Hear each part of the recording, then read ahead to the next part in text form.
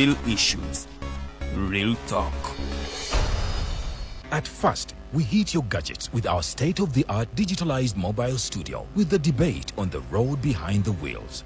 Later, we launched our magnificent studios located on Plot 1A, Sawagude Close, Lukulinanganda, Machinde, Kampala, where we bring to you our must-watch shows like The Mighty Drive, Monday to Friday, 8 a.m., Hotline, Mondays, 7 p.m. As for legal matters, Twins at Bar, Tuesdays, 11 a.m. Wednesdays, 6 p.m. is Afro-Caribbean Link, where we connect Africa with the Caribbean. Voltage on Thursdays, 7 p.m., featuring a youthful panel. Interface with Dr. Kiza Besije every Friday, 12 p.m. with his call to action against injustices. Snap Talk, Saturdays, 6 p.m. with the trio. A must-watch, The Political Dice, Sundays, 8 p.m. with the duo that never stammers, and so much more. Watch us live on all our social media platforms. We are the Alternative Digitalk. Real issues, real talk. Hey Teddy, have you noticed how little attention science and health issues get in the media? Totally, Edgar, yet science information is very important. Yeah, for sure. That's why the Health Journalists Network is here. How can they help? They are a group of journalists dedicated to advancing public understanding of healthcare issues through impactful reporting on health and science. Oh, really? Yes, they meet up every month with scientists and researchers, policymakers, and activists at the science media cafes. They then relay what they discuss to the public. Does that benefit us? Oh yes, very much so. This helps with health and science literacy for a healthy Ugandan society. Okay. I love getting informed about science and health issues. Health information makes all the difference between life and death. I'll look them up and engage them. That's great. They are based all over the country. Oh, okay. That's interesting, and they should be making real impact. They are empowering health communities through journalism. Journalists can save lives just like doctors. Hi Rogers, can I ask you something? Shoot. What does corruption mean? Well, summarily, corruption is abuse of public power for personal gain or for the benefit of a group to which one owes allegiance. For example, when a public office is abused by an official accepting or soliciting a bribe. By the way, private people can be corrupt too, like bribing police officers to escape fines. Okay. So exactly how does that concern me? Well, do you pay taxes? I guess, yeah. What does that have to do with this? Everything. Because those taxes you pay are supposed to facilitate services you use, like water, electricity, roads construction, medicines in hospitals, name it. Okay, that is much bigger than I thought. But it can be stopped, right?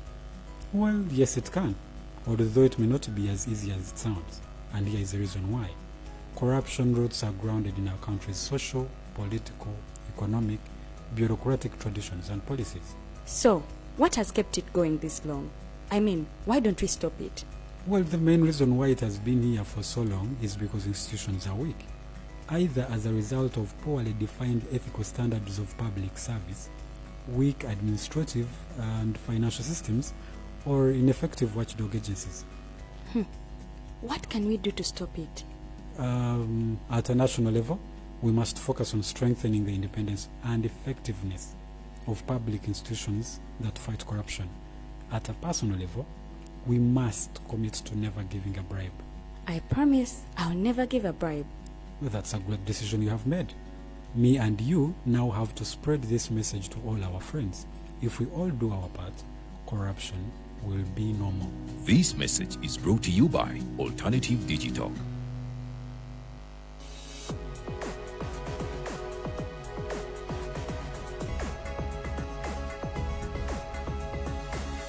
The Alternative Digitalk. Real issues, real talk.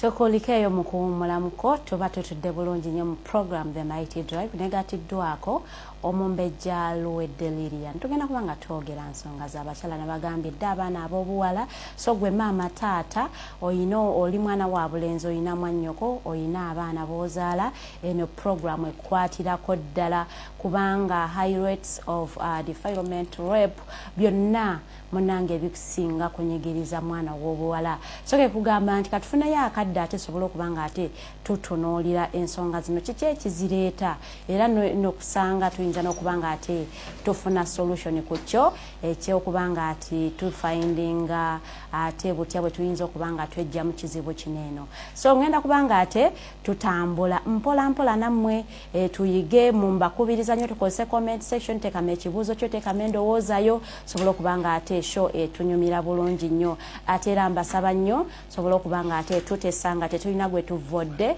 nga tetulina gwe tuyisizaamu maaso sobola okuba nga ate show fenna etunyumira kubanga tujja wano nga tuzze kuyiga sinakindi abamu kuffe tuli bazadde abamu tuluubirirwa kuba bazadde abamu tuyina abaana so nno kwe kubakubiriza ennyo nti buli ateese n'obuvunaanyizibwa nga talina gwayisizaamu maaso olw'ensonga nti show eno fenna etukwatako bulungi nnyo olunaku lwakusatu era njagala okubakubiriza nnyo nti tugende tukola abaana ab'obuwala okusingira ddala kubanga ffe abataagala kukola ate twagala nnyo ebirungi embeera zaffe ez'obulamu zidimandinga nnyo okusinga ate abaana ab'obulenzi kuba ye agendako era ku makya agenda asala enviiri ze naye ate gwe ogenda osiba enviiri ez'emitwalo 10 so munnange esente zino woba tozikoze ogenda kuzijjawa weewaawo sigamba nti embeera ezimu muzeeteekamu naye by look of things bw'obanga ate tosobodde kubanga obeerako nekyeweekolera mu bulamu ate weteeka mu mbeera nti omuntu omu asobola okuba nga ate akukozesa mu kintu kyonna ky'aba ayagala olw'ensonga nti oba onoonya survival. So kwe kubakubiriza nnyo tugende tukole emirimu tetunyooma mirimu abaana ab'obuwala kubanga esente ez'omuntu akedde n'alongoosa n'omuntu akedde mu office zibeera zezimu tezibeerako njawulo bw'ozitwala mu banka it is the same money. So tetunyooma mirimu tugende tukole emirimu n'abo bootya okulaba ng'okola ogwo omulimu tebagenda kuwa ssente kubanga bakulabirira oba bakuliisa oba bakwambaza. So tulekeraawo okubanga ate twetiiririra tugende tukole ssente. Ngenda kubanga nyaniriza omumbejja Lilian Luwedde asobola kubanga atulamusaako ayanirize n'omugenyi waffe mu butongole.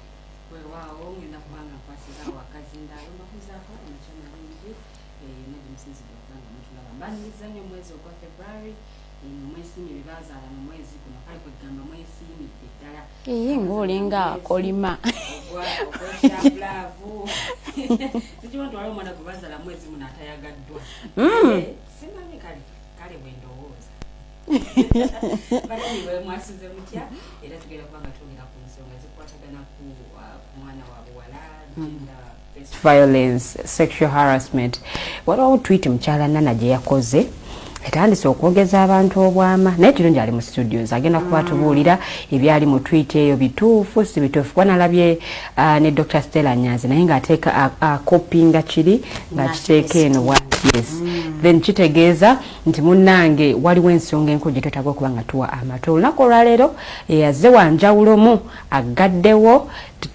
tuyinza okuyita eri okumulaba naye anyway nze kamwanirize asooka alamuse kuba tulaba nze mumbejja Luwedde Lilian nkwaniriza nnyo ku Mighty Drive olunaku olwaleero mukyala Nana good morning. Good morning.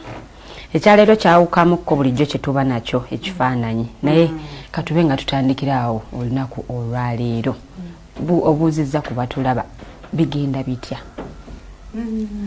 obulamu Uganda si bubi obwenkomeredde tubuwangaaliramu nga bwe tuli ebisoomoozo bingi naye ng'abantu abalamu omuntu omulamu tolema naawe kuteekawo resistance eri ebikusoomooza okugenda mu maaso yaso obulamu butambula nga bwe tuba tusobodde okuteekawo resistance ne tutambula mu kukuubagana n'ebitusoomooza n'okwebaza Omukama mu ebyo ebiba byaba tugondesa. Okay, so Uganda ogiraba otya mu kifaananyi ekinene nga bwe kitambula saawa zino? Uganda bwetambudde nga tubitunuulira ebyembeera y'abantu ebyobulamu oba muli awo nti Ebola akomyewo COVID akomyewo era twegendereze mpox waali mpox naye waali ebisoomooza Uganda bingi ebisoomooza omutono omukulu ebisoomooza wa bizinesi wannabyabufuzi omuntu ssekinomu nga nze omuwala omuto omukyala omwana ebisoomooza bingi e Uganda naye ne byetukyasobodde okulemerako okulaba nti tugulubana nabyo okubitereeza nabyo mwebiri byetufuubako ne tutereeza n'otoba abaana n'obateeka ku ssomero tuli back to school season kati abakola bizinesi n'osuubula n'ogenda mu office ku makya awatali public transport oli ku kapikipiki mu makubo amafunda agali chaotic okuzaama Uganda tuli mu state ya quagmire oba osobola okukkiriza bangi balina ab'emikwano gyabwe mu makomera amakomera nago abalamuzi mwabala juzi abatali basirikale temubateeka mu kubonerezebwa kwa abasirikale oba kunoonyerezebwako Uganda bwe mugiraba bwenjiraba ebisoomooza bingi nnyo ddala yeno Uganda gye muzze mulwani because kati ekikumbuzisiza goli activist obadde eddoboozi eri abo abatasobola kweyogerera oba kwerwanirira yeno Uganda bwe mwayagala ebeere oba yeno mu Uganda gye muzze mulwanirira Uganda abasookera ddala tusuubiza nti bagijja mu kiwonvu kye yalimu ekyali ekizibu ennyo kye batugamba ebitabo nze nange nzaalibwa buzaalibwawo mu 77 nga asemberera okuggwako so abamanyi Uganda gyavudde batugamba nti waliwo ekibinja ekyajja nekiraba nti ebyali bikolwa ekiseera ekyo tebyali birungi ne beewaayo ne bawaayo bingi abasawo abasomesa abalaalo b'ente abalunzi b'ente abantu okuva mu background ez'enjawulo bajja lumu ne beeteesa ne babaako akabondo ke bakola akajja ne kawakanya nga keeyambisa emmundu obuyeekera tactics eza gorilla war okulaba nti oba oli awo bakyusa ekyo bo kye balowooza nti kyali tekisaanidde ne tuba nti bwe tusoma ebyafaayo ebyo oba emboozi ezo nga bwe zinyumizibwa abamu ffe abazadde baffe babyetabamu butereevu bajjajja baffe omugenzi jjajja ng'omu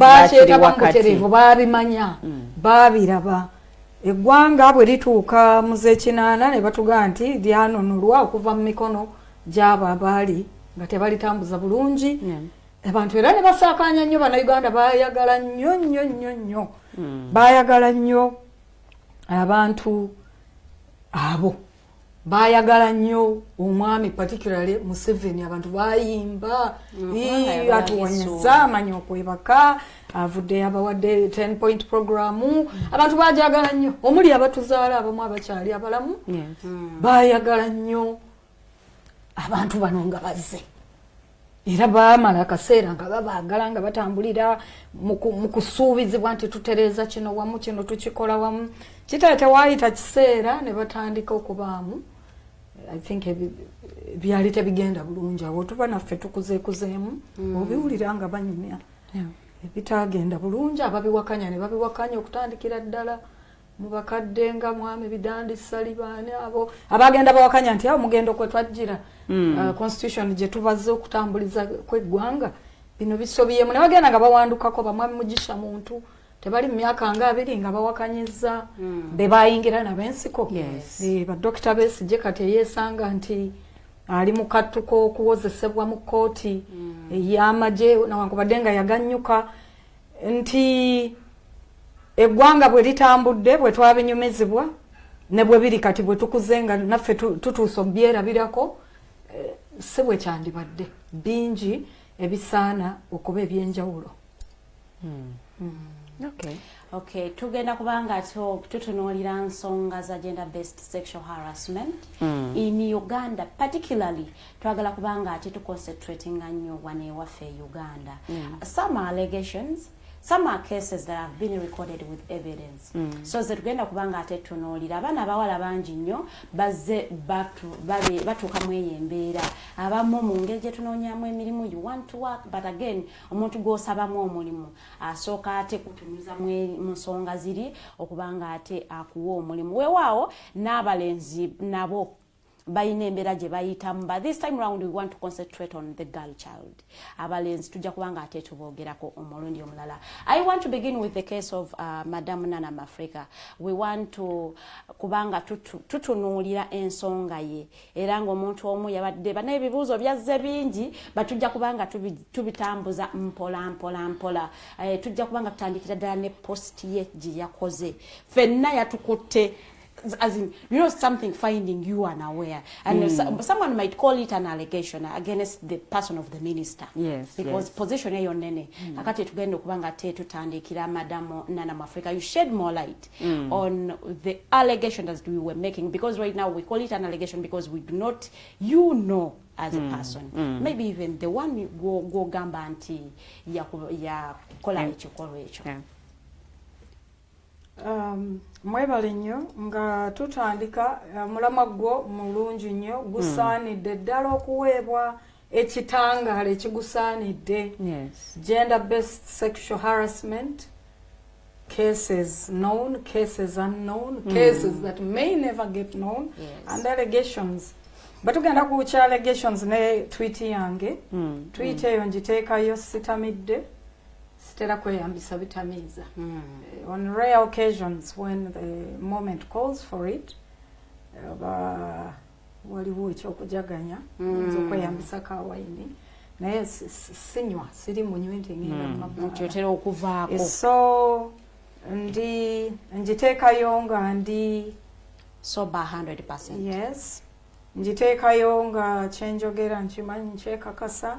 Kyenjagala tutandike nga mbasuubiza kwe kuba nti nyinza obutadelvinga mu depth olw'okuba nti olw'ensonga z'ebyokwerinda byange. Olw'ensonga maybe oba oliawo ebyokwerinda by'omuntu gwenumiriza nti kino kyakolebwa kuba nze tweet bwe njiteekayo kwabadde kiva otuula. In July, I'll be 48 years old. You know, taking stock of your life. I'm growing wiser. I'm a human rights defender. I've been a very, very active and vocal activist. But at this stage, I'm putting at the need to sit back. Mwebenye inspiring zena mutwale mmaso. Ekyetaaga amaanyi oba oli agesita kyalina. Ku myaka gyange egigenda kakati nti kajange egigenda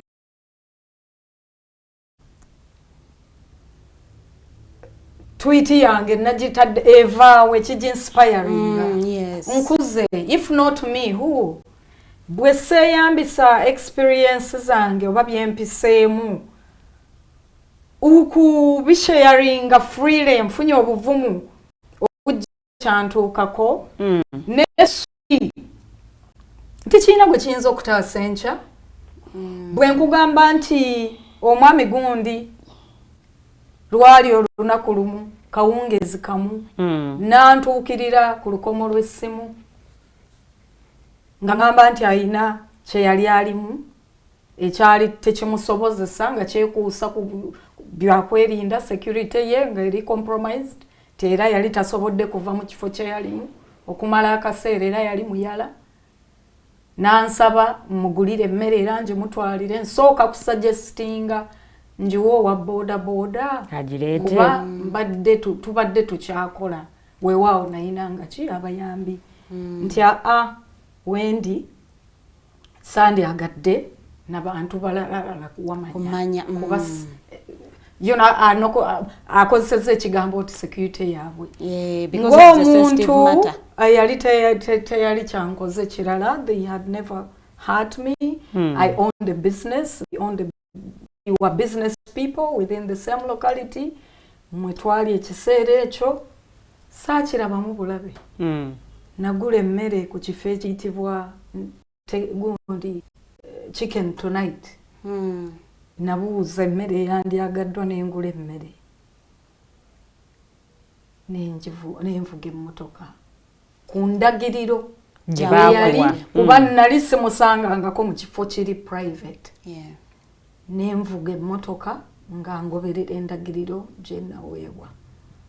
Emmotoka nagyolekeza mu bitundu by'ekiwaatule era na buli kati nakubadde wakyuseemu katono wempitawo waliwo apartments ezirectingibwawo wakyuseemu ensi ekyuse emyaka gikulunguludde naweta ekifo kimu mukono gwange gwali gwa ddyo geeti yaggulibwa nayingiza emmotoka bwali buwungeeredde ddala wali wasirifu ddala mu mulyango omuntu eyali ansabye ekyo yali omulyango oguggulibwa mu mukono gwali gwa kkono yaggulawo namulaba nti yeeye neŋŋenda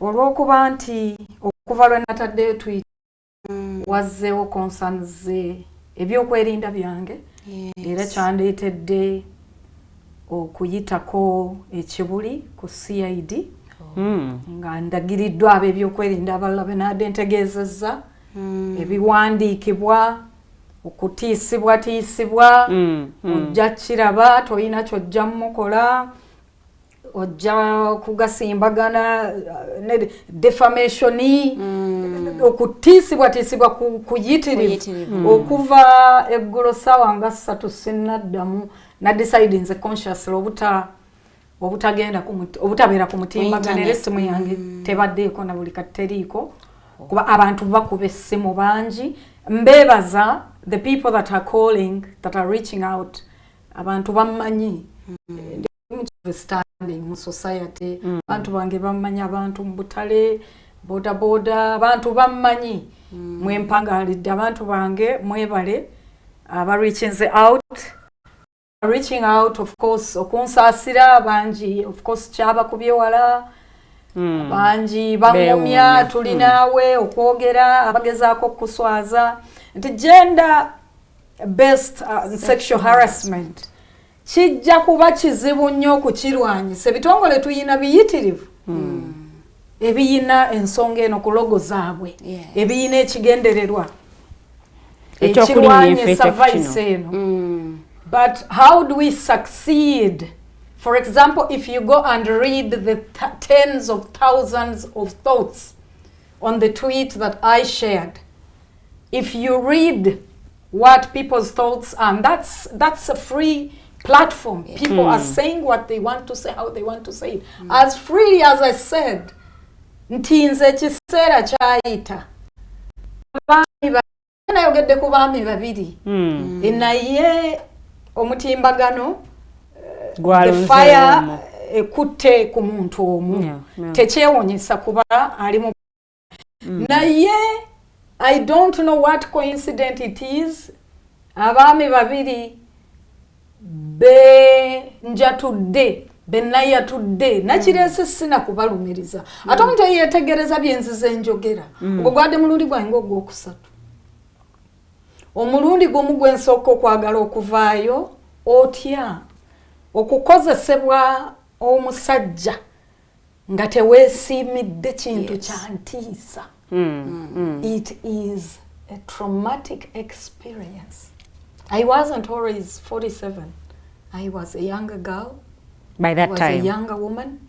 The very first time, omwami owookubiri mu nsonga bono mulimu amannya abiri omwami Balamu Barugahara empaako eyatenyi waliwo omwami gwe bayita Kabafunzaki Herbert abangi abavudeyo kunsaasira many people that are reaching out and saying Nana we are sorry for what you had to endure silently.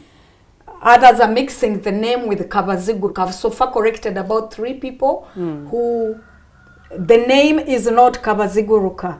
The name is Kabafunzaki Herbert. I last saw him years ago at Entebbe Airport Terminal. I was much younger than I am today. It had not been my first time seeing him. I think he worked with a clearing firm. he offered me a lift, which I took.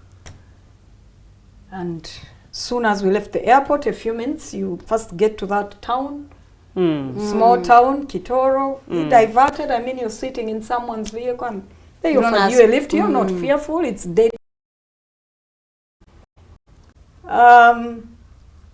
There is a diversion into what I learned to be Kitoro. Yes. There's a diversion. I think it was on the left hand if you're coming from the airport. Yeah, it is on the left. They drove somewhere to a gate. The gate was opened. It was a very quiet place still. I don't know if it was their home. And thinking he's picking something or he knows I'm going to Kampala because they asked where I was going. Had you known this person before giving you the lift? Yes, not to know them as very close, but in the same, as a young girl, I had like a, you get small jobs. I was helping with, I was doing some work there. Okay. So I went like 3 days in a week at the airport. Kakati, ekyo nakyo kyagenda bwe kityo olw'okuba nti ensonga yaleese it's brought out a lot of threats to me. And as a matter of fact it's becoming an issue ab'ebyokwerinda gye nsuubira nti interest kuba waliwo in fact advice eyampeereddwa nzijjeko location because I will be arrested for defamation. I would like to say that I do not put on these glasses this morning to try and disguise who I am. Location yange esimu sinnagijjako kweri esimu teyabaddeko consciously olw'okulimitinga messages nzijira maze nearly 24 hours hydrating bulungi sirya bulungi waliwo tension ekujjamu waliwo nze mpuliranga waliwo kyenneeyambudde waliwo kyenazadde waliwo kiskini kyenneeyambudde because these are not the only men I spoke about. I do omanyi oluusi tracing ekitriggering ekyoyogedde oba kyokoze mu ekiseera ennaku eziyise were talking about single parents, abaana, school fees. Neneenyigira nnyo mu nsonga omwali omukyali yavumwa single mother y'omwana biki. Olunaku olwa Sunday nazuukuka nga bw'onolowooza nostalgia nolowooza about your past. I did not share about those two men. I did share about some other beautiful memories in my life. There was no very detailed number of names of people that I have interacted with on emotional level. So, okutuuka nalimu. Ebirowoozo by'olimu by some, I don't know what chance it is, because mu bibuuzo by'abantu ebibuuzibwa, era oyo, is it the same woman? Era oyo era nti bombi nabo ne babeera bayembeze nti Nana. Somebody asked, people get raped by, drunkards, drug addicts, criminals, and you're out being ministers. They were not ministers when they by did that this time, to yes. me. And people asking, why now? And I am asking, what better time? If I pose that to you, you ask me why now? What better time? I am older, I am wiser, and there is a looming threat. There is risk. If these people should have stayed who they are. I mean, people, some habits don't die if it was a habit, because ebintu ebyantuukako nze teyali mistake. Abaami ababiri be nasobodde okufuna obuvumu okwogerako mu ndaba yange, sinti twali mu kirabo kyenge ne tuba nti tukyusiddwako mu ndowooza, sinti namujjira nga nina engeri gye nnyambadde ne musikiriza tetinga bulungi yakiyina okumala akaseera. And he planned. It was planned. My being raped was not accidental, it was not coincidental, it was not, what can I say? It was a planned move. There had been prior preparation for it. Omwami saayina buzibu naye saayina kumutya kwonna. Enfunda nnyingi yayingiranga ekifo ye ne mutowe we baalinanga depo y'ebyokunywa zibbiya. Twali ku premises nga ziri ku street y'emu.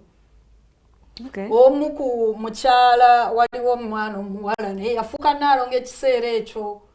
Twakonectinga nnyo ne Nnaalonge yali azaala abaana ba muto wa Balamu. Mannya kati gagenderedde ekiseera kigenze. Okulopa tesooka ebaddewo. N'incident ey'okubiri era tewaloopa. Saagenda. Esooka ey'eku kisaawe Entebbe mu Kitooro, andeeta mu Kitooro, ye yasooka. Omwami oyo nze siddangamu kumulaba physically. Because that happened, I did not go back to Entebbe for Okola. Saddayo, I think, for about 3 weeks. Then naddayo akaseera katono nnyo ne ndekeraawo. Kaakati nti njagala omu describing anza bwe namulaba. Yalinga musajja munene. He was also youthful, sort of. Teyali mukulu nnyo. Yali munene nga muwanvu. Kabafunzaki Herbert. Bwe nnoonyereza tuyina telecom companies. I mean walingawo amasimu bw'otuuka nti gye natwala emmere nakubirwa ssimu. So nti obukakafu bwange mbuyina era nga bwetaagiddwa nze nabawadde information. I share experience which happens to have information that many now believe could be helpful. So the information is there.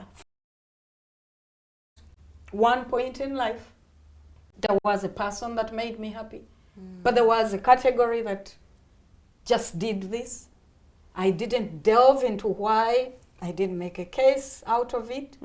For example, eky'omwami Barugahara, nalyo nfuuse maama, nayina abaana abato ddala. N'olunaku lwaleero ndi mu kiseera kizibu. Abaana bange kati abakuzeemu, they are aware of this. There is a very big awkwardness at the house. Bayina pia waabwe ali Germany eyabakubidde essimu ne bakola like a call ng'abaana n'ababuulira nti bwe nakoze tweet eyo kyatutte Minisita mu DM ye eya X Barugahara, Children and Youth. He gave me a message that started my sister in Christ. He has called me my sister, I think, about 3 times since that. When that thing happened, I did not really see him much. Yajjanga nnyo ku dduuka lyange. Era nga bwe yajja yazanyiikiriza nnyo in a way that was sexual. You know, advances that clearly I did not give any welcome to. Nti olunaku lumu yasaaga ebiseera ebyo nabeeranga ne kattere mu dduuka nga ndaba nnyo enjiri nga mpuliriza oluusi gospel music naddala ow'oluswahili oyo nti ye I don't know why he said that to me, but he must have picked nti nali mulokole or something. Kuba lumu yaŋŋamba nti mu lulimi yayagalanga nnyo okwogera nange mu lulimi olunyoro lunyakitala. Mu kuhaaba apasita abo mu kutuyima manya zona bapasita abo. He said that in Lunyoro, Kenya. I remember that one also very vividly. So he joked a lot. I don't know if when this happened to me, I realized he hadn't been joking. He had this in his mind. In the start, I used to think maybe he joked until some jokes were, of course, bordered with, you know, with being offensive. Mukuhaba pastor, he spoke a lot to me in that language because he read. I speak Runyankola, I speak Rutoro sometimes. So nze nti ekyasinga okunnuma okuba nti ofa nakyo otya olina abaana waba musango gwa rape emisoso mingi nnyo keberebwa kola ki risks ze nalimu ekiseera ekyo nzijjukira nti particularly ekintu ekyasinga okunnumya era okutabangula ebirowoozo byange ekiseera ekyo kwekola enyinza okuba nga nakwatibwa ekirwadde era natwalanga nnyo obuvunaanyizibwa nga neekebeza emirundi egitaka wansi omwezi olw'okuta nekijja lumu kyo I got a bigger scare hearing a rumor of their health which I could not confirm, but even if this was once, it was full rape, it was penetrative, it was rough, it was very unpleasant. It was. Did he make in any one threats? of our messages when this happened, I was so embarrassed, which he must have read. I remember that when I sprang up from that position, I shot into a small shower room and I closed the door and I sobbed in there. I do remember him trying to struggle to open it because I didn't open it for a very long time. I was so confused and embarrassed. And when I left, I didn't see him for a very long time.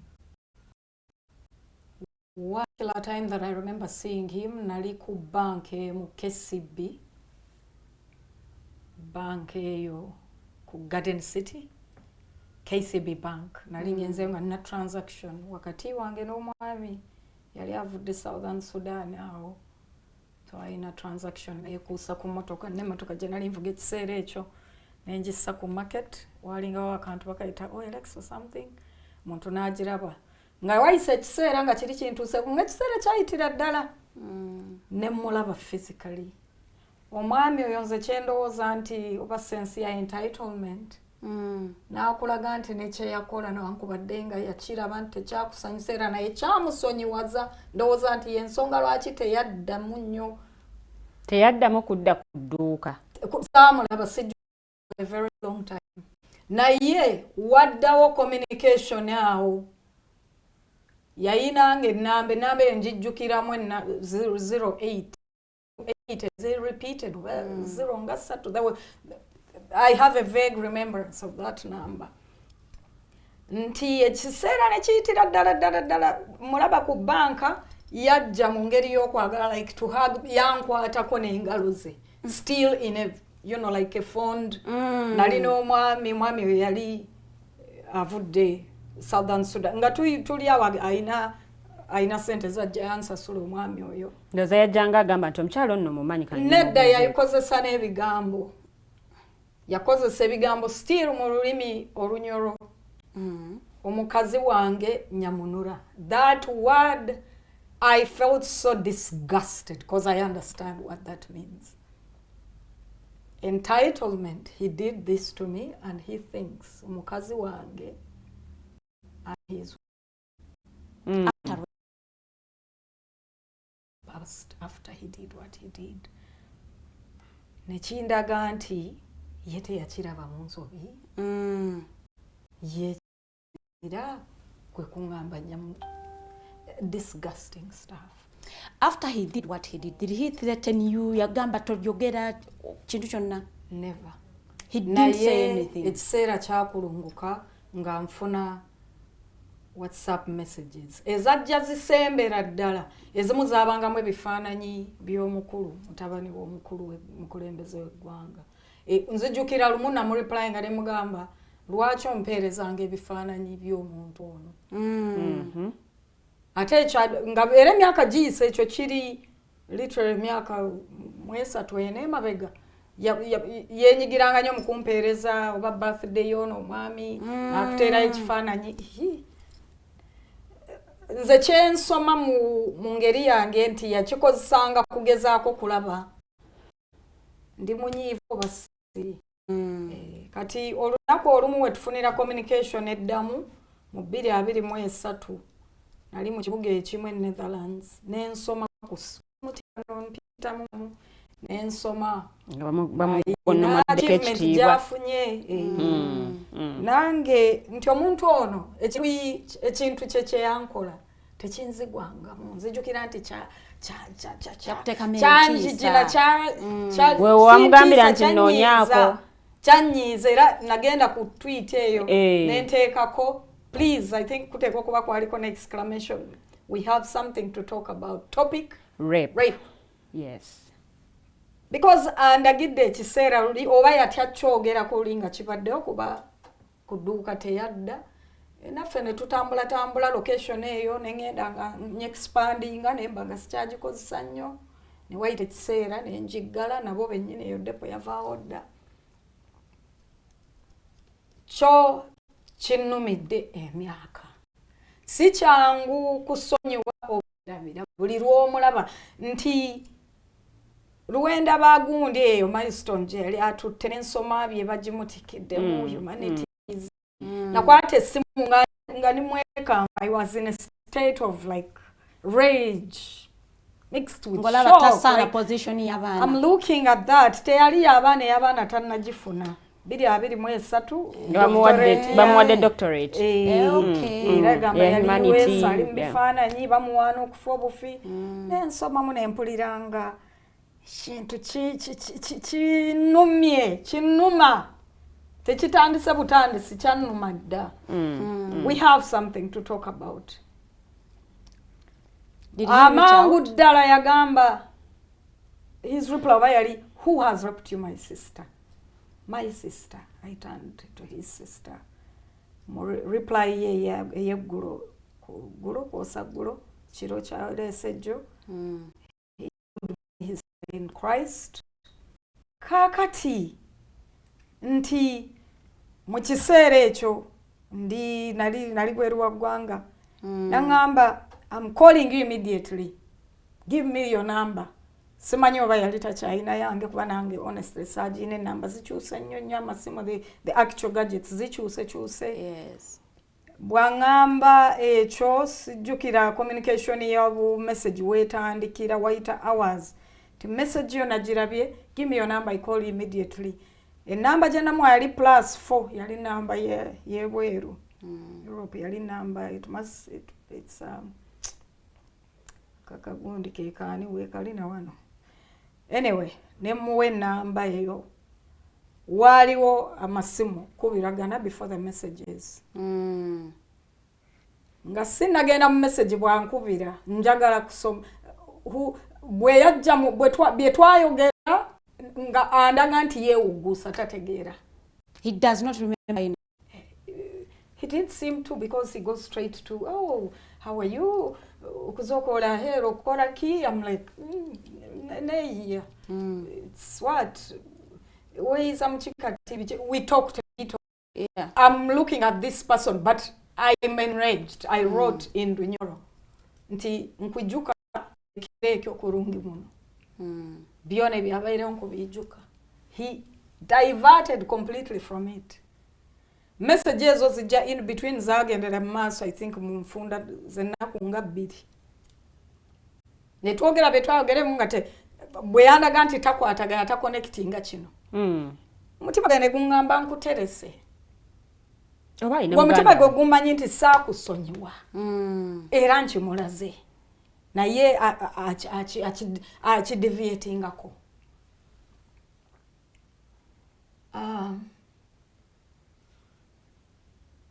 abantu kye bajja mu tweet yange buli omu ali welcome the information they pick my tweet as they didn't fit if as a person with a background advocate human rights a lot of times totally putting emphasis on women if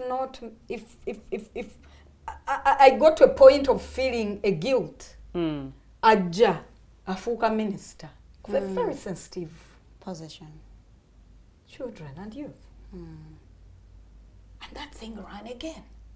I spoke with an individual yesterday, random people sharing messages to me, random people.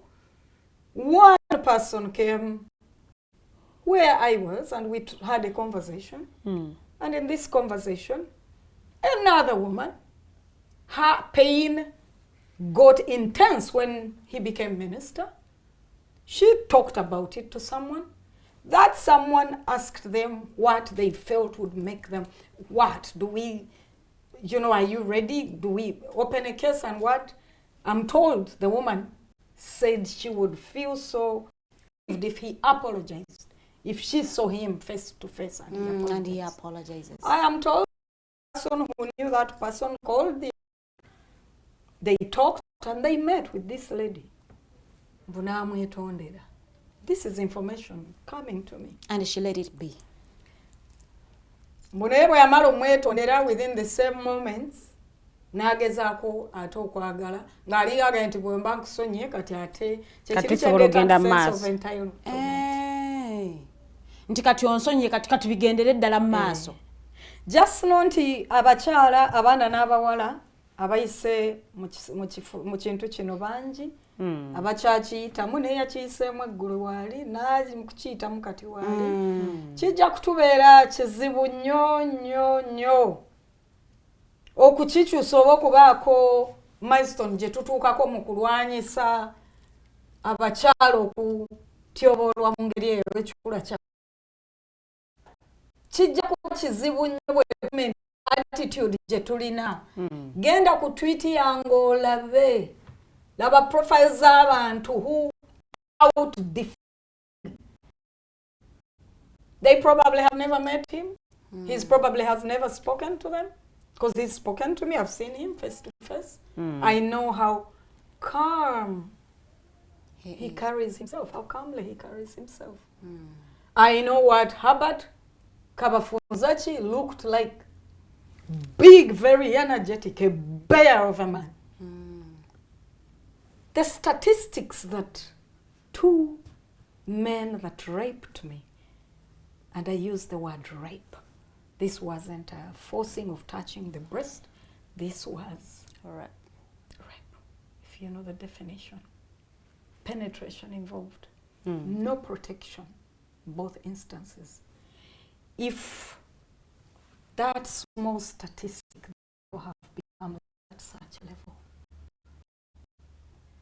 a woman, some people, they're by youthful, by seeing pictures with the same the caliber of activist Nana is.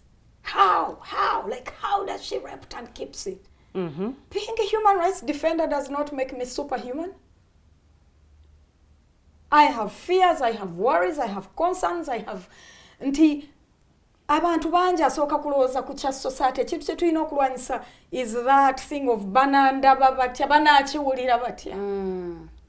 Banandaba batya as a woman at my age has cost me things, has kept me in regret where I should have found redress in matters.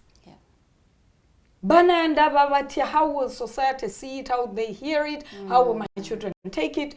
Omukulu minister in his only response wakati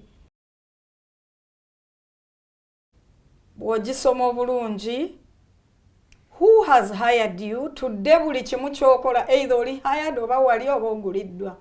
What are you going through that has forced you to damage my reputation? If this be read to him that it is intent to damage reputation, I welcome him to take me to court today. Or I welcome ab'ebyokwerinda gye ngenda okugenda olwaleero ekibuli CID okuggulawo general inquiry file ku nsonga eno ku mannya gano 2. Okay. These messages are eggulibwewo kibeere open nti omukyala wabeewo protection ya ku bakyala n'abaana abawala. Nti oyinza okuyita emabega n'ojja n'oyongera bw'oba wali olina ekyakutuuseeko. Bwe kiba kibuusabuusibwa nga bwe kisomebwa nkomezaawo comment eyo kye nayagadde okugamba. You see that in my understanding this language had intent to is it edited? Is this one edited? please complete it. It is our child, it's there. That's what it is. Your tweet was sent to me by my firstborn. Wow. Is this an attempt to guilt trip me using a child? He knows my children are my soft spot. He knows I love children. He knows I must have children too.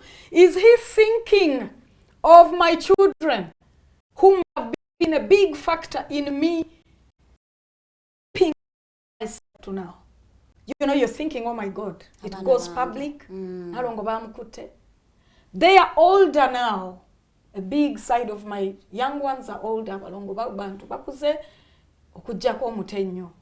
Right now, when you get it, they already have this information. It took one of their years in Germany. There is an awkwardness in the house. He wants to be kind to you. And then I'm preparing myself. I mean, I have threats. It's open. Go to those tweets. Go there. Yeah. There is a further, blackmail in circles of activists.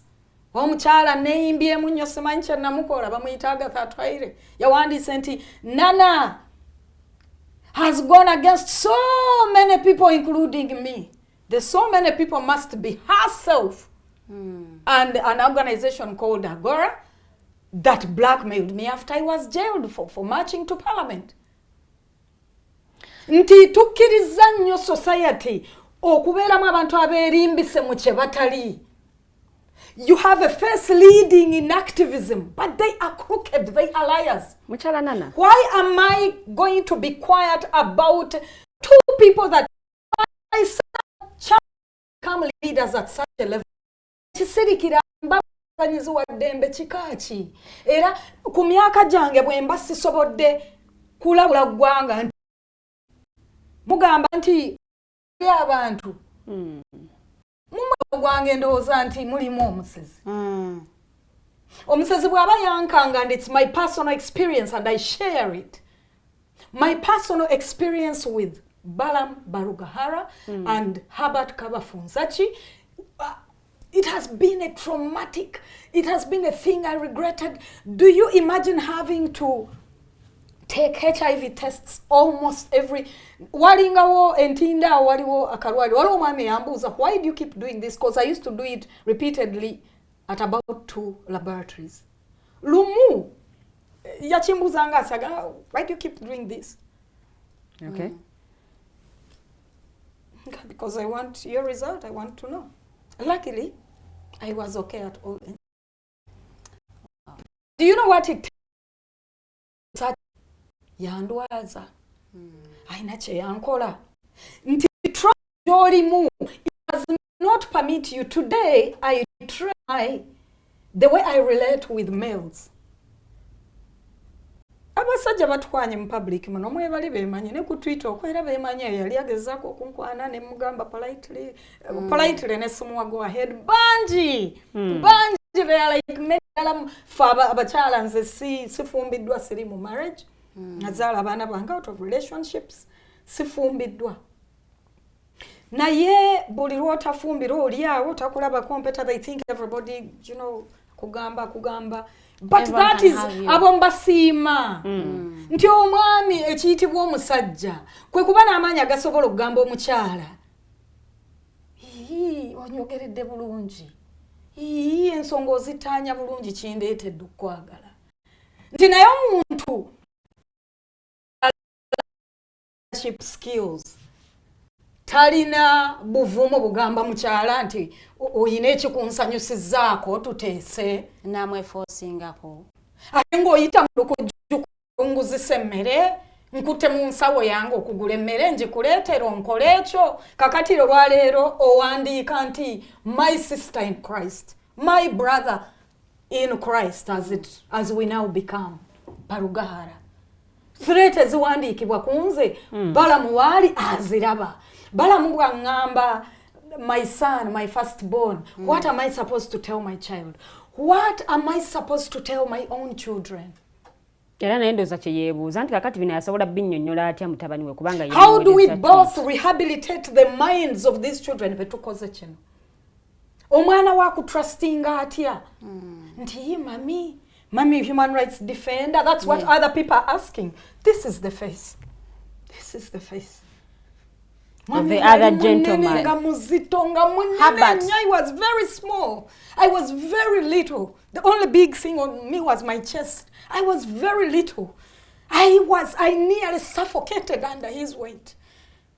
The clothes I was wearing were stained by his emissions. For me, these I've since mpuliranga nina ekizito kyenejjeeko nti okusirikira ensonga bwetyo omuntu ali mubukulembeze ofisi y'abaana n'abayuusi omuntu gwe mu mayindi yo gw'olaba nti gw'omanyi gwe wakakasa nti he's a wolf n'okisirikira. Do you know what weight the guilt I've felt nti nterese ekintu kino it turned I'm a victim, but at one point I started to feel guilty. Nalongo really bw'ataba gwani if you don't speak out. Ekiseera ki mabega kaawo I tweeted abantu omanyi tebeegendereza owandiika ekintu gwe ng'okijjukira no one about these rapes.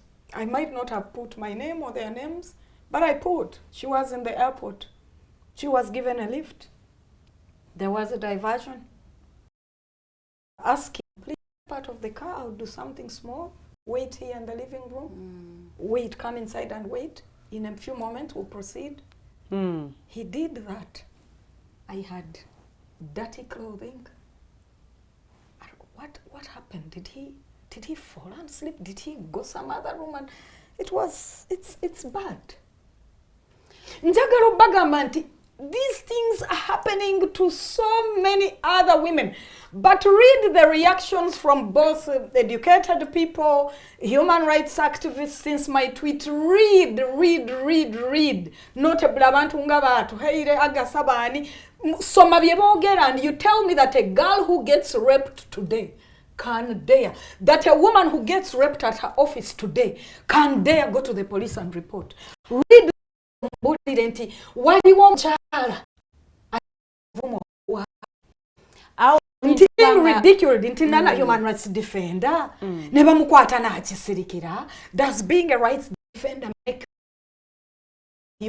me a superwoman who has blue blood? No.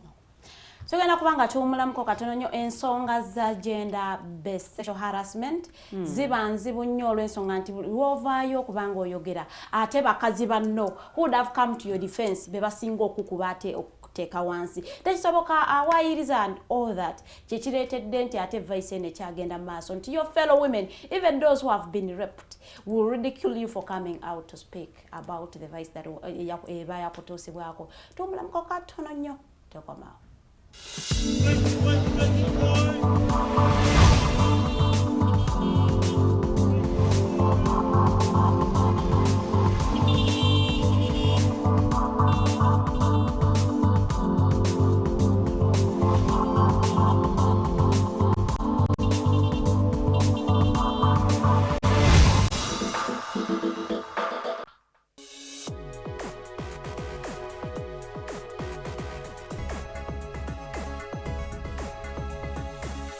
The Alternative Dig Talk. Real issues, real talk.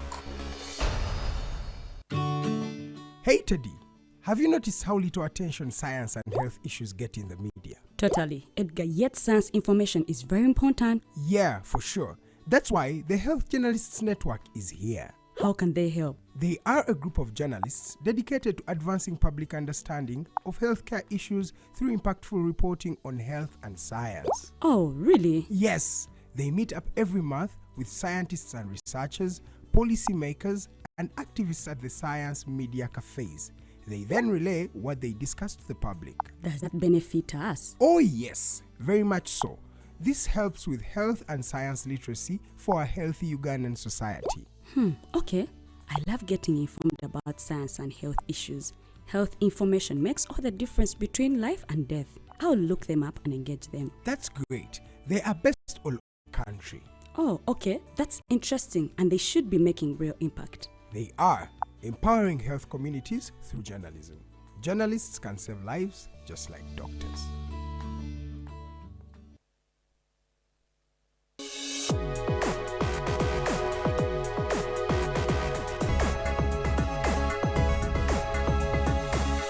The Alternative Dig Talk. Real issues, real talk.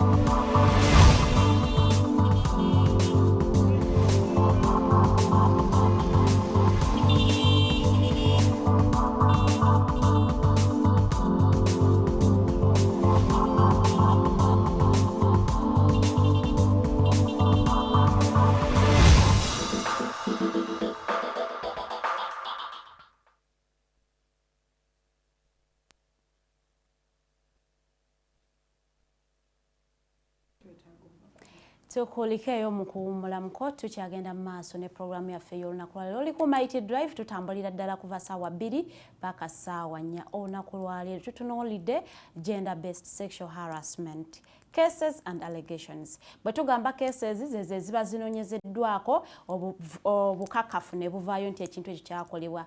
Bwe tugamba allegations kwe muntu okuvaayo ne ngamba nti gundi oyo bannaye yandwepinga naye nga I haven't adduced evidence eraga nti kituufu ekintu kino kyaliwo. So y'ensonga kigenda okuba nga ate tutambuliramu ate nga ffe abaana abawala we all know ebintu bino bitutuukako naddala mu mirimu oba mu butale. Sometimes I get disgusted ng'ogenze downtown and men are pulling you like sagala ogula nakukwatira because they think it is okay. That is harassment even when you have not penetrated me. So bye bintu bye twagala okwadressinga olunaku olwaleero. She's here giving her side of the story. A lot of women je tuli eyo ng'ebintu bino byakutuusibwako nenga toyina buvumu buvaayo maybe because of your family ogamba naye family nandaba etya oba obufumbo bwange because if you are a married woman and you come out to say you were raped by another man bufumbo babugenze. So because of that you will keep quiet. A lot of reasons lwaki abantu basirika ne society as well. Society yaffe gye tukuliddemu erina engeri gyerabamu omukyala tomala gavaayo ng'oyogera ku nsonga ezimu. They will come out and condemn you for speaking up. And also ne bw'obanga gw'olumiriza alina ekifo ekyobuvunaanyizibwa. Kyova olaba nti ensonga ya Madamu Nana buli omu emukutteko nti balaba nti wouldn't she think Balamu is in a position natavaayo kubanga amwogerako weewanga abamu bagamba the allegations avenues marriage nenkugamba nti nze mu ngeri eyange omwami onansanga ku KCB ayagala janvumbatire in a way that shows we have something you are quite nzijukira nti waliwo ekiseera ekyo yakigaa nomala nonyingino alinga mabichi after days after that nti kyakusaalirwa nnyo nti okujjako ngo experiencing ekintu kino tolimanya how it further impacts on your ability to be in and sustain relationships thereafter. Nze ng'omuntu ayayita mu nsonga eno I can now rightfully track back ntunula emabega n'endaba embeera zange n'abaami oba oliawo abandi badde balungi omutunulira you see a rapist in nearly every man. I must admit it, I have trust issues when it comes to I have real trust issues with men. Abasajja bangi obalabira mu kifaananyi ekyoli abayakutuusaako obuzibu obwo. Ne mukyala Nana awo olina wali wogambidde nti waliwo we mwayogerako akatonotono. By that time I believe yaita natuka before byabukulembeze byalimu at this particular time. Didn't you ever think of looking for him to sort things out nga temukozesa social media platforms? What do you think my okukirowoozaako obeera muswavu naye do you think my, for example, that tweet, there's something to talk about? If telecom companies do not lose this data, it will all be there. Because where it looks, if Balamu is alleging, there was they wrote a very big article. The name of Muhoozi was there. How he has won a lot of favor from the president and his son, and now they are mercenaries. And now a person I gave it to went and found it had disappeared. The whole article had gone. But if that article, for those who saw it, it was mercenaries out against the Minister of Children Affairs and the Youth. Yabadde article nene nnyo ne bateekamu nga bwakoze n'amaanyi bwafunye favor eri omukulembeze w'eggwanga ne mutabani we ne bateekamu nga how the attackers bakolaganira ddala bali within some within cabinet kati bakolaganye nabo. You look at when it's Nana to be a it's convenient she's working with them to hit one of them. When Nana is speaking about the vices, society, she is opposition, she is anti-government. Ekifaananyi ekimu ekyanokoddwayo nga mwami Herbert Kabafunzaki ayimiridde n'omukulembeze w'eggwanga article endala omuntu gye yawandiise nti opposition women alleging NRM leaders have raped them. Tunulira society nti omukyala nvuddeyo sharing the experience eyange. It is a person I went through it myself. Wenfunidde amaanyi agakyogerako obuvumu oba amagezi oba whatever factors pushed me to talk about it today, it has come from me. I have lost the fear that I have. I've shared it. It's public. I want to burden myself of that. Naye n'olaba reactions z'abantu otherwise would be like, ekyo kiyinza okulowooza nti Balamu yandiyagadde okwogera ku kino. Severally, my attitude toward his we yamperezanga ebifaananyi bya mutabani w'omukulembeze w'eggwanga WhatsApp either nesibiddamu when deleting out that. Then one day I think I put an outburst. I said, why do I have to get these messages from you? Like a responsible person, nti ayinza otuuka ne ku ddaala eriteebekebwa mu buvunaanyizibwa bw'abaana n'abavubuka. Ye mwennyini, why didn't he initiate that? If you ask, nti sikirowoozangako kutuula naye. Ensonga ne zimalibwa one on one oba n'abantu abatonotono be musobola okuba nga mu involvinga ne kiba nti tebiggweredde ku social media nasindise message oli tajjukira events ezaliwo and everything. Because each time I signaled it nga yeewugusa n'abanga atakimanyi as if you are talking about you. I'm calling immediately. Call me immediately, I help you. Kakati abakopye, and I'm glad that came up. Nze yo thread nabadde sikimanyi nti I can even retrieve it. Nzijukira incidents nade sikyajjukira na wajja naliki naye nzijukirira ddala nti for those who say why now, since that happened, ate nkuga nti emyaka giyise tombuuza details because kijjagendamu okwerinda kuba ntiisibwa oba naye n'ebyokwerinda bye kuba naye oluusi alowooza nti kino it is politically motivated to fight his ambitions and steps. Nti nze muku messages bwe twazihavinga 223 nkankana n'essimu omuntu gwe nali nambuuza Nana, is everything all right? Is it, are your children at home okay? Kuba kyankanga omuntu omulanga ali mu state of annoyance and pain. essimu eyo nenjiraga omuntu oyo gwe nali naye mu kibuga Amsterdam nemugaa nti omuntu gw'olaba ono gw'osomako wano yankwata kwatako ngamba I'm terribly sorry wamuwawaabira ne ngamba nedda twakyogerako for a while one person in Amsterdam learned about this 2 years ago ngamba do you want to press nemugaa I don't know I'm byonna we protectinga bajja kunjogerera bajja kunsekerera bajja judgment omuntu omulala gwe nakigamba keera naye kiseera kiyise yali mukyala munnange Stella Nyanzi era kwali alaba kwali sawa namugamba nti omwami oyo omulaba yankwata era mbeebaza okuba nti nabo benakigamba bakyekuumira nga bwe nakibagamba kakati ekibuuzo ekijjawo nti why I ask better time nanti kati oli afunye is leading such a sensitive department. What better could I? What better age? I'm turning 48 in July. I have children that are the age where, I mean, rapists don't have age. Others even go for very little children. I have children. I have 2 girl, youths.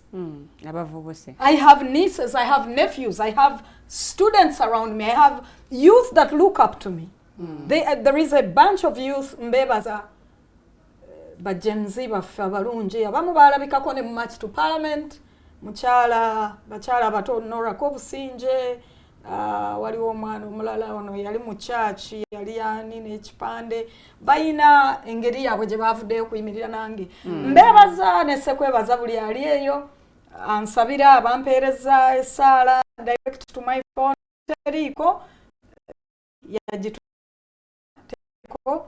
but mukyala munange Stella naawe tweet yo nagirabye mbebaza okuyimirira nange mbebaza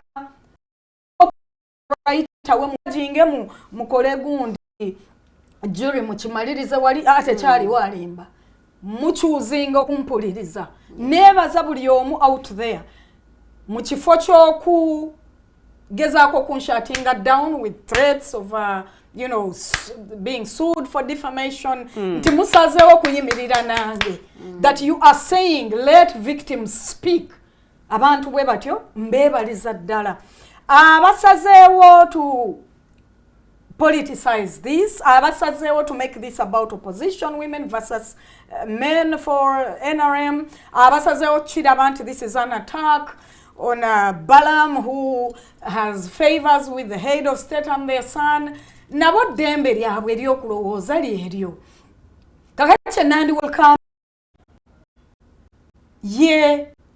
open file ya inquiry nti bakiteeke oba olyawo eriyo omulala sofanga bwekyeyolesedda oba olya comments in my DM that there are 2 women, there is so and so, there is so and so. Why don't I go back omulimu ku NSSF to protect the same man? Kakati nza bwe sikyogera mu kiti kyange ng'omukyala ayingira emyaka 48 nange benzadde baana bavudde mu bijuujulu basobola okukwatibwa mba siri mukyala wattima mba sifuuse mu buyabuya nti nze nzije ensi yange.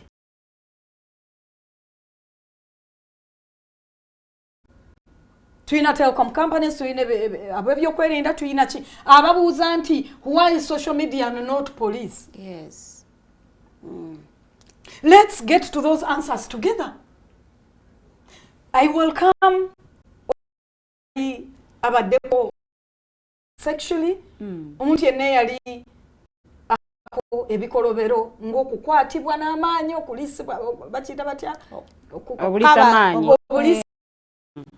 Can we join brains and experiences and what you felt to arrive at why cases are not reported? Because if you asked it to me, I also freeze for answers. But within me, I know why. There are many factors. Ndi mama, bakukutte nti ate yamukutta atya nti navuga emmotoka ne mutwalira emmere nankwata. While at this stage in life, emyaka jange, I do not seek to be liked or believed. Earlier on, as a younger woman, I'm like, oh my God, ate ngende obagambe tigwe wavuze emmotoka n'ogitwala omutunakwata. Do you see the likely reasons? Otya judgment, otya bakwogerere. Uyo waliwo olugambo simu. Ekebezayi niyale emirundi ngesatu. Bwennoonya mbipapula ebyo nnina gundi z'okulayifu link awo nagendanga wonnyo manyani malwaliro nti nga neekebeza omusaayi gulimu akantu konna. Natandika okutya abaami.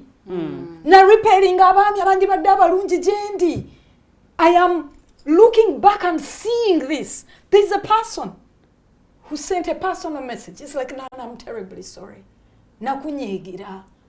Nana nali mulungi gy'oli. Nakubuuza bw'osiibye. Nakuweereza obulabu. Nana nobanga achi welcoming. Wacha lumu Nana nonsalako nonga batoda mukuba simu yange. Don't. And that for me has happened to many. This matter is in the public. Let it be there. Let honesty be there. Abami abagizako kunkwa. Nabamu no bami ba very high standing. Babitibwa. But because tebachi enforcing, because they were manly enough to know omugulira ka chocolate ne kajja mu box n'akamuli ku birthday. Ne wayita ekiseera n'omugamba kino. Olagana zange n'abaami mubadde munya abaami amawanga completely amalala. Some it's coincidental. Nze njagaddwa nnyo advances zange zisinze mu myaka gyange okuviira ddala mu buto zibaddemu nnyo amawanga nsobola nze okugatta flag nekkolera amawanga amagatte ku baami abazze advance. I love you. You're beautiful. You're well outspoken. They are men. They know what to do. Teach your sons. Okufuna confidence egamba omukyala enviiri z'oluwedde ennungi mu mbejja. Abaami musomesa abaana bammwe how to make friendships and not be entitled to look at women. All women are our women. All women are our women. Therefore you are entitled. Omukyala asigala kitonde kya how ebikolwa bino ebyantuusibwako bwe ntunula emabega biyina kinene kye bikoze on my ability to sustain relationship, because I have seen a rapist, an abuser in the most beautiful of men. Omwami yange Nana, everything falls in place. Nsonyiwa, I looked at you as a very harsh, stubborn, annoying menace. Then I was so nice to you, but when you repelled me so suddenly, I have such messages. Men will give these testimonies. Oyo mchala mukamba, kamanda, haye, waliwo professor yanga, Nana, nandi agadde nnyo okulaba Saalongo. Bantu akyogera ng'asaaga naye nga kyategeeza. Alaba how you behave. Ani akwana omukyala gundi oyo. Ani azaala n'abaana baabo. Yakola atya. Because you've been made to wear this shield.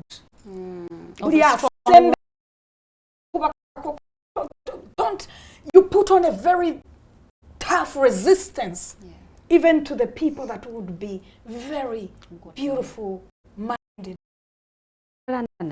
The allegations mbo wadala sente naye bwe wamugamba bwatebolinga ensonga yo ne bazikuuma kakati kwe kuvaayo saawa zingolodde ali mu kifo ekyobuvunaanyizibwa nga minisita. Byonna mbiraba bulungi nnyo, byonna mbiraba. Ensonga eyo tweet ezo za sharingiddwa omwami ndowooza munnamawulire. Omuntu oyo yankubira essimu nga bino byakabaawo ne twogera ku lukomo lw'essimu.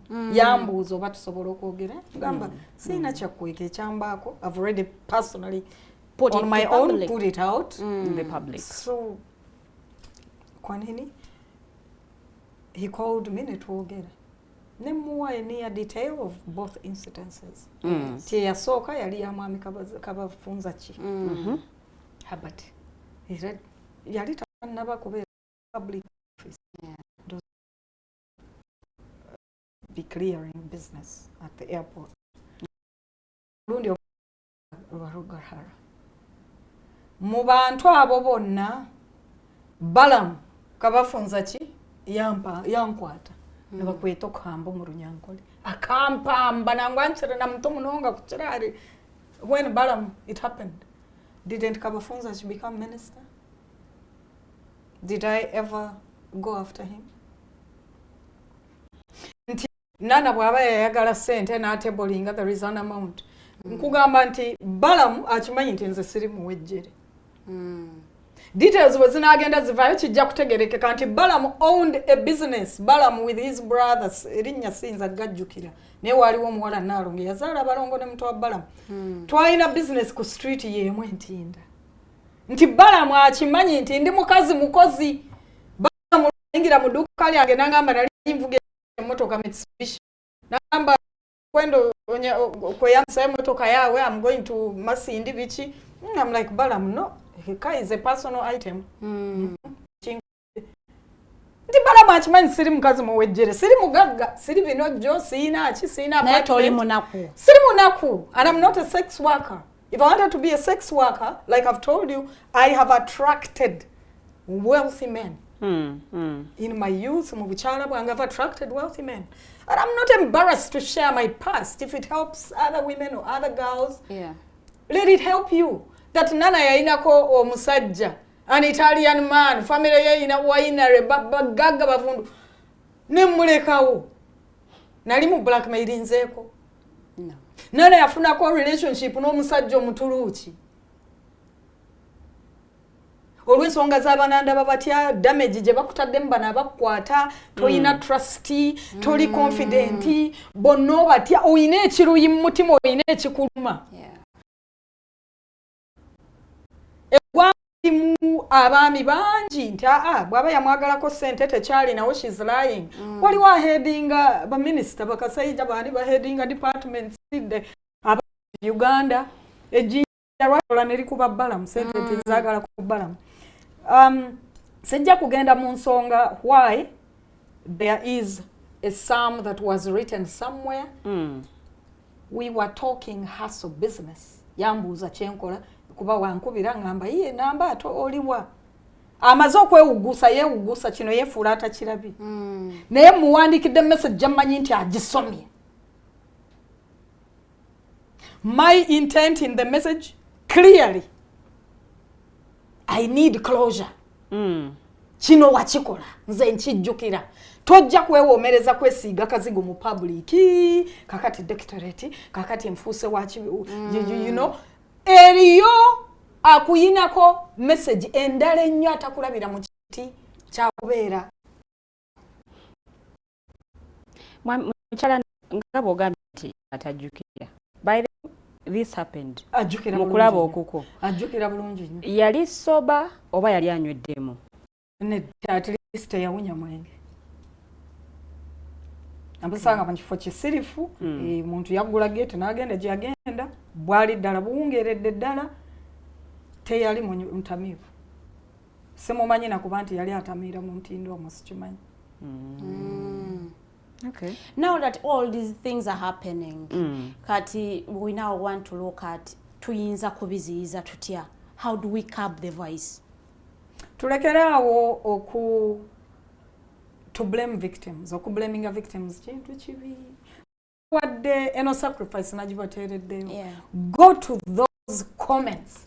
Genda wansi wa comment za Nalongo Stella, genda buli wamu nze nkiwa kyasaasaanyedde eggwanga lyonna. Soma abasajja betulowooza nti bayivu. They are thinking. A lot of people have lovely positions. They're like, omuntu leka ayogere. The minister leka ayogere. Rajjo bwe nayise ku police, babadde very busy, babadde n'emisango, high profile people, babadde bakunya oba kibuli awo ekuba bangambye, yeah, exactly, wadde van zinga aketalo kamaanyi obunkenke, mukyala na songa nene head of department gwe twagala tugitabulingise naye tujja kuyitamu ono emisoso naki. They are very organized, I can commend that. At least the small time I've been at Chibuli CID, they seem organized, they seem like you can trust them as a citizen to, you know, entrust them with your safety, and I'm very hopeful. Manya ge bampadde okulaba omukyala Kyerimo nsuubira obbalaba nga nvudde wano. Threats zennina za maanyi ddala okuba nti ntiisibwa bano bonna abakutiisa si yeye yennyini wabula abantu. No, era bayina amanya nga Smamuhozo of who, so manya gundi manya aniwani nti kaakati kizeemu politics omuzito. Omwami omu gwe batadde olw'obufu Kyagulanyi bw'avaayo biki Kyaddondo biki twapepeyamu nga abantu abaali bakkiriza mu kintu ekimu. Yes. Okay. Twamuwagiramu people power mbandi tugenze mu charity budude bufaananyi twabwekubisiza bakujja baze ejjinja naye byonna kati bivuddeyo bali mu kubi, you know, they are here akabondo kaabwe for blackmail, they are here when it's convenient. You are a mercenary, you are working with other cabinet to harass a person that has found favor with the biggest leadership and their son. When it's convenient, I'm now Bobi Wine's team.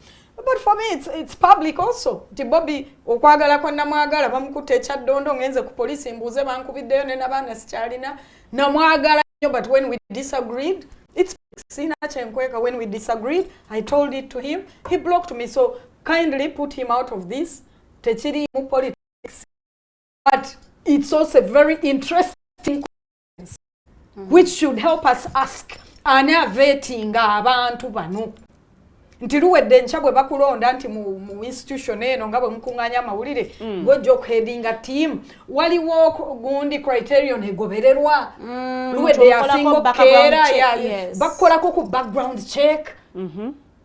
Society eweebwa omukisa okubaako kyeyogera ku muntu appointingiddwa omukulembeze. Nze ku lwange tekiri mu politics, it's just a coincidence nti mubamu ku baami abataafuna maanyi gansaba mukwano ne bagunkaka bukasi ba NRM era they would come to become ministers. It's a coincidence. Abalowooza nti minister is the highest level a person can exist in. Nze mbadde mukwano n'abaami abalina ebitiibwa ebisinga wano. Nolwokuba ebintu ebyankolebwa gasedduvutokano bagayita gatyaga kikwasi biki kiina psychological thing gye kyandekera. Sinaba kusobola kusustaininga relationship na mukwana basajja mbatya. Okay. Nti abalejinga political, it's politically motivated. Kibiina kyennimu ennyo nti nsobola kitandika okikolera ebyo. Why? Lwaki tewabaawo investigation bikyamu? Lwaki Kabafunza kitabuuzibwa omuwala oyo omukyalo wali omulabye? Omumanyi. Wali omulabye? Is it that hard? Tunakola tutya okuleetera abantu okufuna confidence?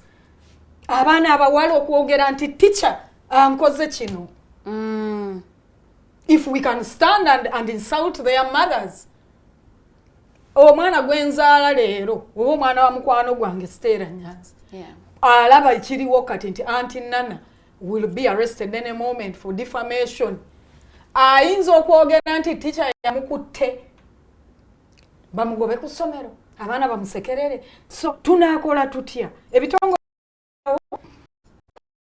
kyala tamuwala. Nze nasiime nnyo abantu abakize naye tulina ebitongole abamu nga bamumanyi first hand by name, and I'm not saying that I'm entitled to them believing in me. Okay. But say something. Is this worth making about politics completely? Nti banokoleyo bufaananyi nga ndine Bobi Wine nti kakati clearly this is what it is. Mboyagala kutanishinga linnya lya Honorable Balamu. For what purpose? Nti nfuna obwa minister mbeere mu kifo kye. Ebyo byonna ebibuuzo tuteekeddwa okubyebuuza with you know, with a mind to get a positive out of these very sad incidences. I welcome ab'ebitongole by'okwerinda. Now that I'm being threatened mikono gyammwe mpambe bankole ki obasima defamation. I welcome a suit in the court.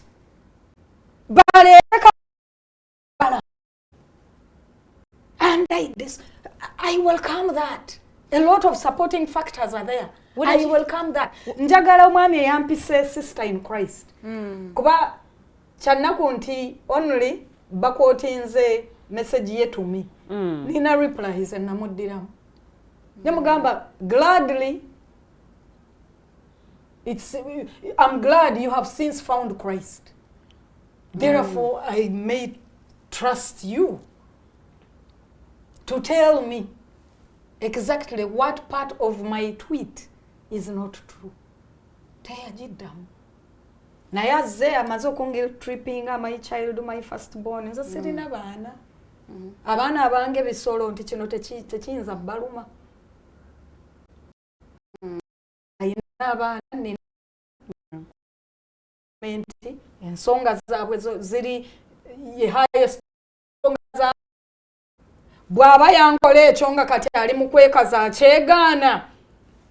Tumwesiga tutya okutuula mu kakiiko omuli omwana w'essomero agamba nti teacher yankutte mu wansi wa skirt.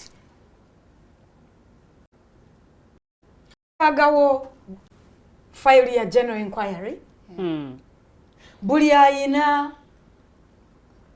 kyayina ekyali kimutuusiddwako. In particular abaami bano abeere protected to come and put it out. Okay. Bw'enaaba nga nze nzekka, it can give you more reason to think omukazi alina bibye byenoonyeza. Politically motivated, gwe weebuuze mu bantu bonna. Balamu yasukulumye mu politics ow'okkuba. No. Lwaki saakubye mukyala Nabbanja, lwaki saakubye bantu nga abafunye success mu byobufuzi. Balamu yabasinze. Ekiseera wenfunidde amaanyi omwami ono yafuukako minisita. I probably wasn't ready for that. I lived with my pain. I foolishly thought I could, heal from these silently. I have struggled. Yeah. And I removed it not to even, pin them or press charges. I am sharing a chantusibwako. Ngojeko Minister Balamu Kabafunzaki ye yali akutuukiriddeko after the tweet. Oyo ye in fact bwekyabaawo nze saddamu ndowooza kumulaba physically. Nkugenda nti kyantwalire wiki nga 3 okudda mu kifo ekyo. Tegwali mulimu nti mulimu natuuka nga I used to market some goods then nga waliwo eyampadde okumuggulira waka office. Olw'okuba nti nali mwana it wasn't what nenze after that tanakutuukirya even after that tweet. Naye abantu abamumanyi nina message gye nalabye nti this same man forced himself on my sister. Waliwo omuntu ye Trevor ayina yakiwandiise. Then nendaba ng'abantu bangi bavayo bagamba omwami ono yalokoka. Nti nange muli bwendi ndi musiimu eri Mukama bw'aba yalokoka. Abaami bombi mbu balokole. Ono ampise sister in Christ. Omulundi omulala guli sister who has raped you. I became his sister. Maybe today, wali in his heart of hearts, omwami gwe banga nti yalokoka Herbert Kabafunzaki. Maybe that will make this easier. Okukintikkula nti akakazi kali wano bakavuma nti kafere kalimba kali against leaders ba NRM. Bwabanga ddala Herbert Kabafunzaki yonna gyali, please. It's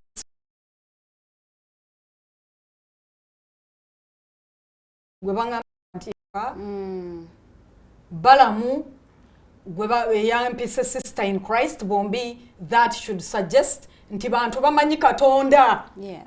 Mbasaba muleke kunteeka ku musaala bagutagwanidde. Mwankwata. Ne muntuusa ku nsonga ezikyusizza obulamu bwange mu direction oba oli awo etali nnungi. I blame a lot of my inability to sustain relationships on what happened to me. Nzabasajja nabeerawo mulungi nnyo yekubye corona kuyisiza bulungi alese ebimuli aguza akalabo ugenda omulala n'omutumire n'ogamba ayina njawulo kino bali wesiwala singa abaami bano kale tugambe nti singa abalokose ne bavaayo ne maybe challenge jemba okuvaayo. What would you want them to? Oyagala amateeka gabakoleko, you want them to come publicly and apologize. What would you want them to do? Singa kituufu nti Balamu sees me as a sister in Christ. Bwe kiba kituufu nti Kabafunzaki Herbert gyali okarokoka. Ekinaakusabire kyenyinza okusaba. Je muntaase omusalaba ogunteereddwako. Come clean. Naddala Balamu olw'obulungi lw'omwana ne youth department gyokolera. Balamu, I beseech you, now that you are a brother in Christ, to come and get me off this cross where I'm about to be crucified for attempting to tarnish your name. There has been a lot of time, available avenues for you to apologize to me. There is one last chance, and I want to do to apologize. Can Balamu reassure this country that the position he is in, the youth abali laikire okumusiikinga mu office ye, if this be done for the sake of my own protection and name too, indeed I will stand before courts and judges and attorney generals with the local and international law. Nti etteeka erya Uganda bwe ligaana ndi mweteefuteefu to seek out all people that believe in rights of women and children. Singa Balamu amaintaininga nti ndi mugule tikyoyogera takimanyiiko chance gye nsooka okumuwa Barugahara ate nkukusaba oije onyihe musalaba guno pansetere byokulya wangamba okuwabairo oyina enjala oyina security mbiho wa boda wagamba tokwenda muntu wenda kuroli wan directing akiwatule nkakuletere byokulya tinkwijuko bokabirya okampa Balamu obeiro yino bwire bukumara to help me feel better about this. You haven't. Nkukuha chance eno onyiheha musaraba gwonteireho ngu mpangisibwe kukurwanyisa abokuba oyina favor kurugo wo mukuru weihanga na mutabani. Balamu nkukusaba, if you called me sister in Christ, oije onyiheha musaraba ogunteirweho ngundi mukazi mubihiwe ebisuba ngunkweserure byange ndi na Bobby Wine camp tukurwanisa. Niyo message nkukuha Balamu atenyi. Kabafunzaki Herbert nkanchiri omwana w'obwishiki okanyaha kishaye ntebe ompeire lifti tukuza Kampala wazo mu kitoro ukayigura gate nkazaguma mu motoka wanjira ngo ndindiro munju ntajwe ntahindwire ntanabire ntakoreki ukangwera wankore kikorwa ekindi great injire emyaka nyingi munonga nkakushabe kintu kimwe kworobya investigation age if it should come up orujeyo onyeta isize nkomuntu ndiyo muntu njero businje and I live the rest of my life with peace. The two of these people, if they can just lighten this up for me, take me off the cross on which I've been put to be crucified as a liar, as the activist who is not expected, you know, to not have the strength and bravery to talk about this. This is what I demand of them.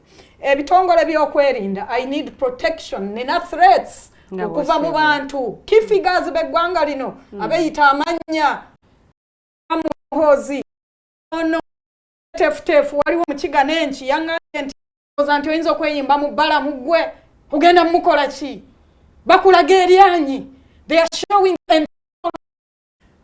titusobola okukola kye twagala kituufu musobola okunkola kye mwagala tekisobola kujjawo amazima agali mu kugamba nti nakwasibwa amaanyi n'enzijuzisibwa ebyange ku mpaka sirina mundu nina mazima ge nina mu mutima mwebale nnyo. Thank you so much.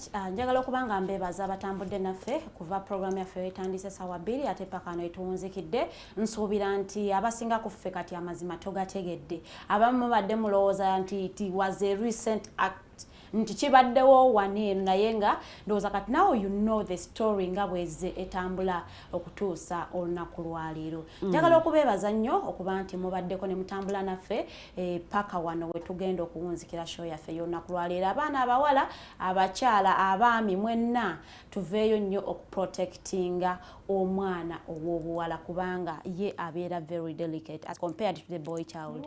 Ate abakyala omukazi munno bw'avangayo okugamba nti kino kyantuusibwako don't be toyanguwa kumujajinga before you hear their story. Ndowooza nja kubanga mbasiibulira kano tusinkane olunaku olw'enkya essaawa zigenda kubeera 2 ez'okumakya.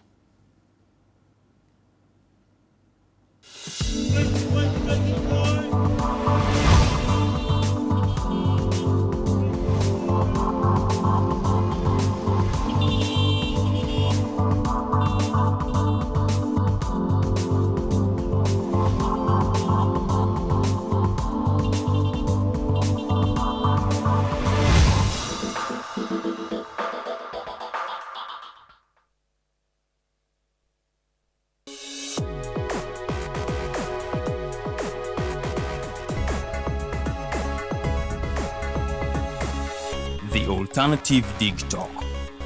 Real issues, real talk.